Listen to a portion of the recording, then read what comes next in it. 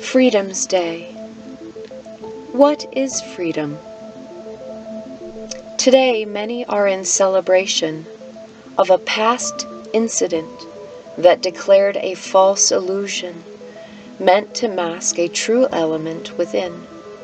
The lights, the explosions, the festivities of falsehood actually illuminate the fact that who you choose to celebrate has always been an illusion. America, paid by my blood, is not the land of the free and the home of the brave. It is a land of bondage, slavery, depression, and heartlessness. You come together with rockets on air, displaying sights of wonder for the eyes of children of all ages. But that is just it. You are children that have allowed themselves to be manipulated and controlled through the illusion with a foundation rooted in fear. This has become an identity. I am better than you. Are the eyes looking down the noses to see and judge? You are enslaved in a system you cannot see.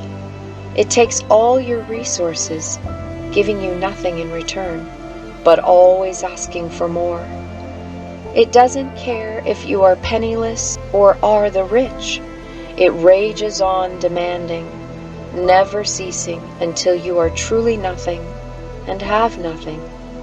This is the place of the sheen, the consuming fire.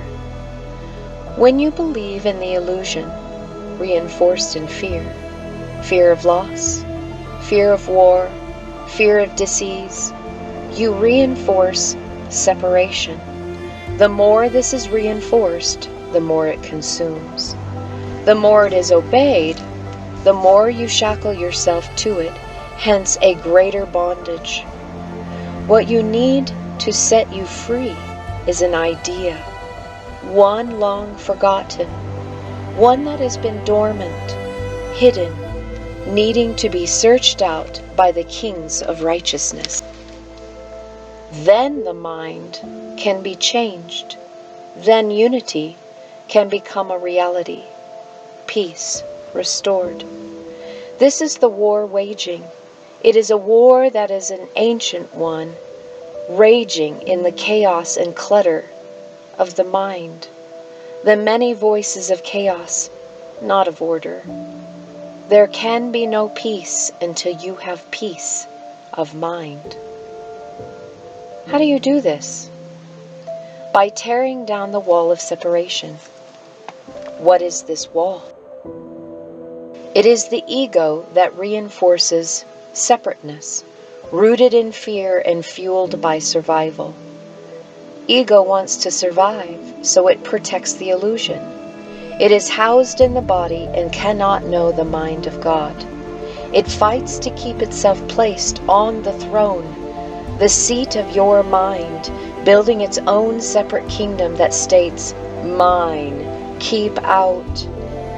It does not know of the eternal, as it is fixed as temporal, so therefore it cannot perceive correctly. The ego is not the mind of God. The Spirit is. The more you understand the eternal and being of one, the ego has to die, but it will put up a fight. Death is what it fears. When you rid yourself of ego, there is not a sting in death, because that is an illusion saying that you can die. You are eternal. Death is an illusion, and an illusion of separation. The ego protects the flesh because it doesn't want to die. It dies with the death of flesh.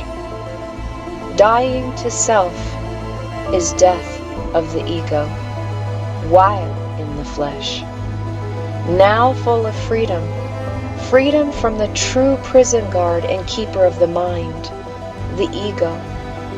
Your deliverance from ego is the day of your freedom. Anything else claimed to be a freedom is a lie, constructed by the ego to keep you bound in your mind. shackled in fear.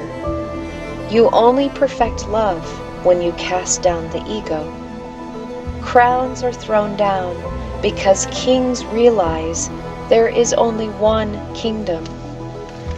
No separate heads, as they are all one, in the light of the boundaryless love that is eternal and always expanding in and through creation. Your Freedom Day is when you become an overcomer of ego.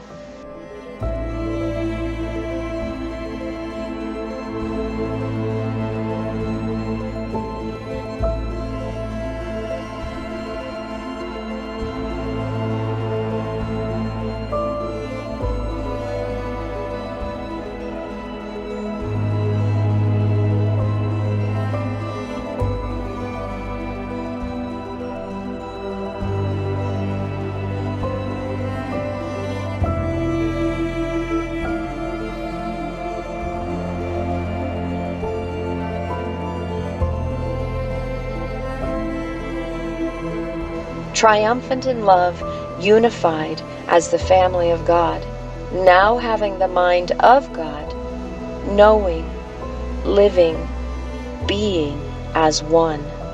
I and my Father are one. They will no longer teach about God, as they will know Him as one. Nothing can separate you from the love of God. Nothing except the war in your own mind, waged with ego. It has never been about the flesh.